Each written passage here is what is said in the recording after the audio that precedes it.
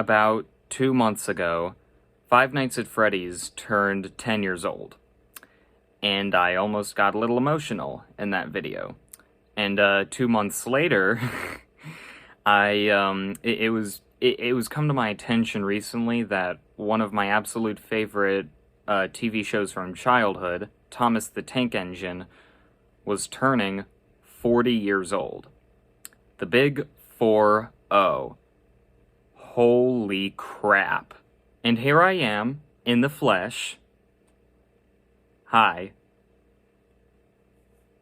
2004 emo hair. Thomas and Friends, or should I say Thomas the Tank Engine, was probably one of the very first TV series and probably the first big franchise that I got into at an extremely young age.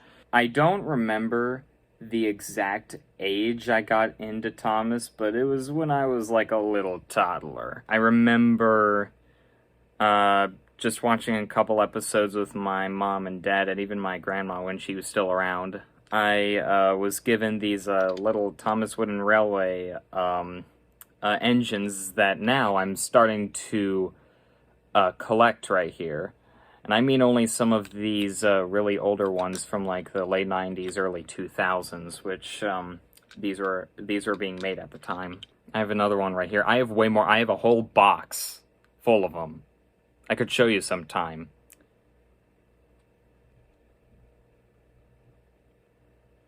Thomas the Tank Engine is a show that's really difficult for me to describe to some people, especially folks my age, about. A lot of people nowadays, from what I can see, would consider Thomas to just be, or would group Thomas into another one of these, like, lame, assumed to be one of these, like, another little lame kids shows that they just don't really see or care about. Like, oh, this little blue tank engine right here?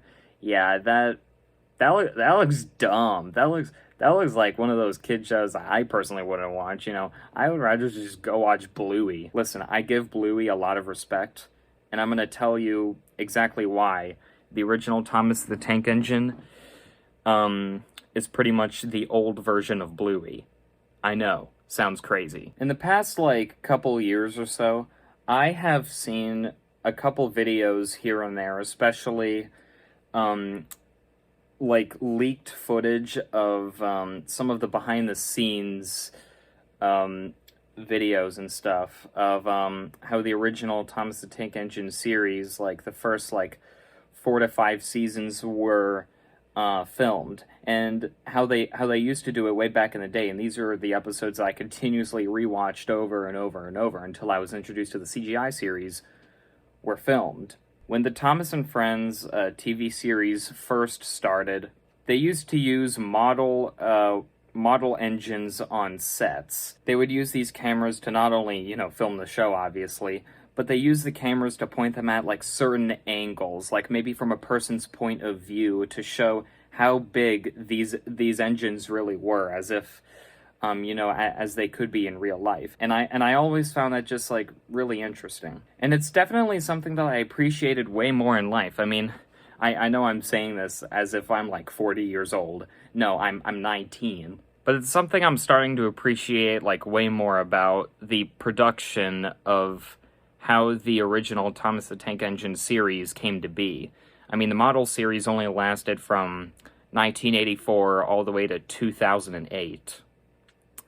And then after that, they transitioned to CGI in 2009 and 2010, which, started pretty bad. But it did get good later on. Not as good as Season 5.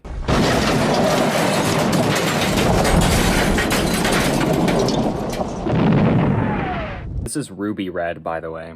Not sponsored. The second reason as to why I love Thomas the Tank Engine so much, the original series, okay? That all engines go shit, get that out of here. The second reason as to why I love Thomas the Tank Engine so much is that its morals that it did tell were always, like, implied by a character's actions or a certain choice of a part of the script or some type of vocabulary or I don't know, like a part of its storytelling that doesn't talk down to kids, you know?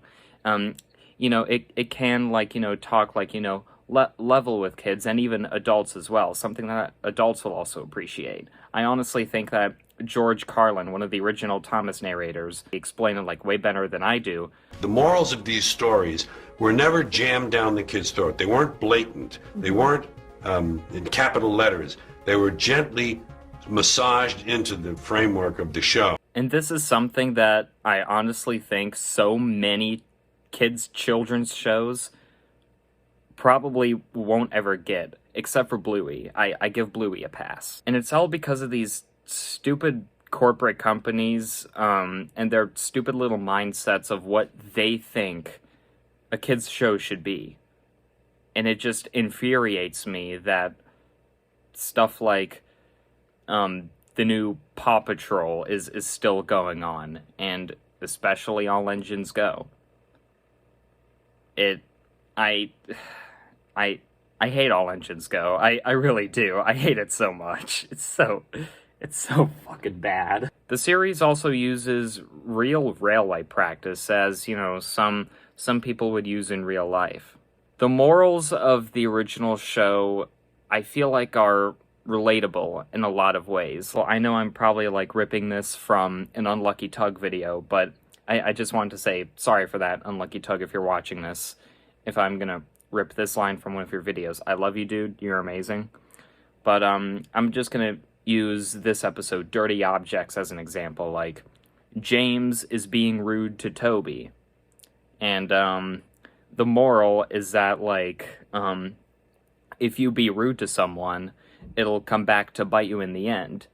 And, this is portrayed like, James crashing into a train of tar tankers. The takeaway for this moral is that if you run your mouth off, then I think are some of the best useful morals you could have in a kids show, and it can be appreciated by both kids and adults at the same time. There are so many characters in Thomas and Friends. There is a Bible full of characters of this freaking franchise. Almost every single season, there's at least a new character introduced, with the exception of, like, I don't know, season, like, 8 or something. I won't lie and say that there are a couple characters, like, later on in the show's run, that are kind of, I guess, one note. But at the same time, there are so many Thomas characters that have a lot of dynamics to them, and a lot of them feel like they have real personalities. A lot of these characters feel special for me, and they really do, because of their types of personalities and how almost all of them are different from each other. Like, Thomas can be, very, very cheeky, and sometimes, sometimes he can just be, a little bit of a child, but he matures over time, especially if you compare season 1 to, like, season 5. "I'm pulling a train," said Thomas, "can't you see?" "Where are your coaches, then?" Thomas looked back. "Why, bless me," he said, "if we haven't left them behind." "What's up, Percy?" "It's George. He makes me feel down. Just ignore him," puffed Thomas. Percy is, like, the, little engine of the group. James shows off a lot, and sometimes he doesn't. Gordon is, big and almighty. Toby and Edward are old and wise, and the list goes on, really. This series inspired me.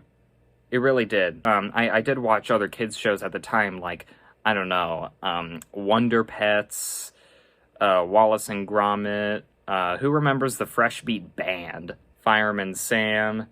I've heard of Postman Pat, but didn't watch it. I'm sorry. The Bubble Guppies.